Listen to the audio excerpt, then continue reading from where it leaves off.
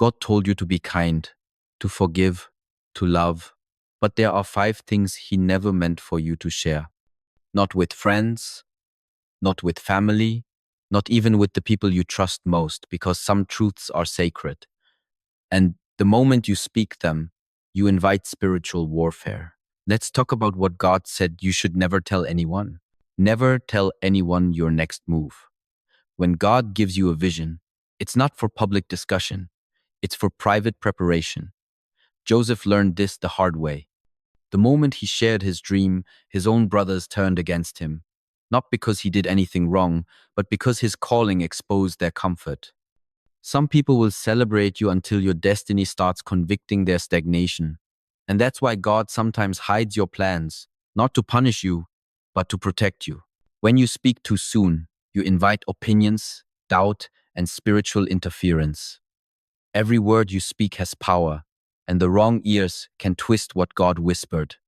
The enemy listens for clues. He studies patterns. He looks for open doors, and your words can become one.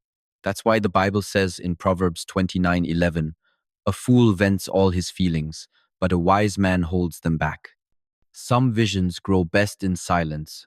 Some blessings are safest in secrecy. You don't need validation for what God already confirmed. When the time is right, your fruit will speak for itself. So don't announce. Prepare. Don't explain. Obey. Move quietly. Pray deeply. And let your results preach louder than your words. Never tell anyone everything God told you in secret. Some things God speaks are meant for revelation, not conversation. When God whispers something to your spirit, a warning, a dream, a conviction, it's not always your job to explain it, because some people will mock what they don't understand.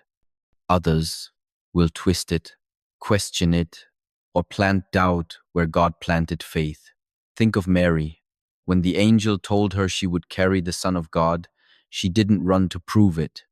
She kept all these things and pondered them in her heart. Luke 2:19. Why? Because revelation loses its purity when exposed to the wrong atmosphere. There are moments when God speaks to protect, to instruct, or to prepare. And if you release it too early, you invite voices that were never meant to influence your obedience. Some divine instructions are like seeds. If you dig them up too soon, they'll never grow. So guard what God whispers. Not every word is meant for the public. Some are meant for your altar, not your audience. Remember, revelation is sacred currency. Spend it only where there's discernment. Never tell anyone your good deeds or sacrifices. In a world obsessed with showing everything, God still values what's done in secret. Matthew 6:3 says, "But when you give to the needy, do not let your left hand know what your right hand is doing." Because when you seek attention for what should honor God, the reward shifts from heaven's approval to human applause. Some people do the right thing, but lose the blessing because they want it to be seen. They post it, mention it, or slip it into conversations, hoping someone will notice. But God doesn't need you to prove your goodness. He's already seen it. When you brag about your obedience, you make the sacrifice about you, not Him. And the moment you trade sincerity for recognition, you also trade reward for reputation. That's why Jesus said, "Your Father who sees what is done in secret will reward you openly." Matthew 6:4. Some of your greatest victories will never be public. Your tears, your fasting, your giving, they may go unseen by people, but they echo loudly in heaven. So give silently, pray privately, love humbly, because when you keep your sacrifices hidden, God makes sure your results can't be ignored. Never tell anyone your weaknesses while you're still healing. There's a difference between a testimony and a wound. A testimony is what you share after God heals you. A wound is what you protect while He's still working. Too many people open up to the wrong ears, hoping for comfort, but end up giving the enemy ammunition. Not everyone who listens cares. Some just collect information. That's why Proverbs 4:23 says, "Guard your heart above all else, for it determines the course of your life." Your vulnerability is holy ground. Not everyone is meant to stand on it. Even Jesus didn't reveal everything to everyone. He had the crowds, the disciples, and then the inner circle. And there were still things only he and the Father shared. It's okay to be transparent, but be spirit led, not emotionally driven. Share your battles with those who are anointed to handle them, not just available to hear them. Because when you expose pain too early, you risk reopening what God is trying to close. So until your wound becomes your witness, stay quiet, stay prayerful, and let God finish the healing in secret. Never tell anyone everything about your blessings. Not everyone celebrating with you is happy for you. Some people praise you publicly but envy you privately. And if the enemy can't steal your faith, he'll try to steal your focus by turning your blessings into a target. That's why sometimes after God blesses you, things suddenly get harder because you exposed what was meant to stay hidden. Think of the wise men who visited Jesus after they found him. An angel warned them not to tell Herod where the child was.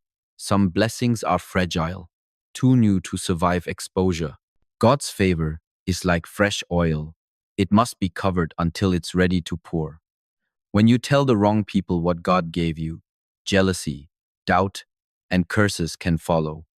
That's not superstition. That's spiritual wisdom. Celebrate in gratitude, not in public display. Thank God quietly before you tell the world loudly. Let your peace be the proof that you're blessed, not your posts or your praise reports. Because true favor doesn't need an announcement, it reveals itself in time. Every secret God asks you to guard isn't about silence, it's about stewardship. Your dreams, your revelations, your sacrifices, your healing, your blessings, they're all sacred assignments. And when you learn to protect what's holy, you create space for God to multiply it. Because the enemy can't attack what he doesn't know about, and people can't curse what they can't see. So guard your words like you guard your heart. Move quietly, love deeply, and let your life speak louder than your lips. The truth is, God's not trying to hide things from you.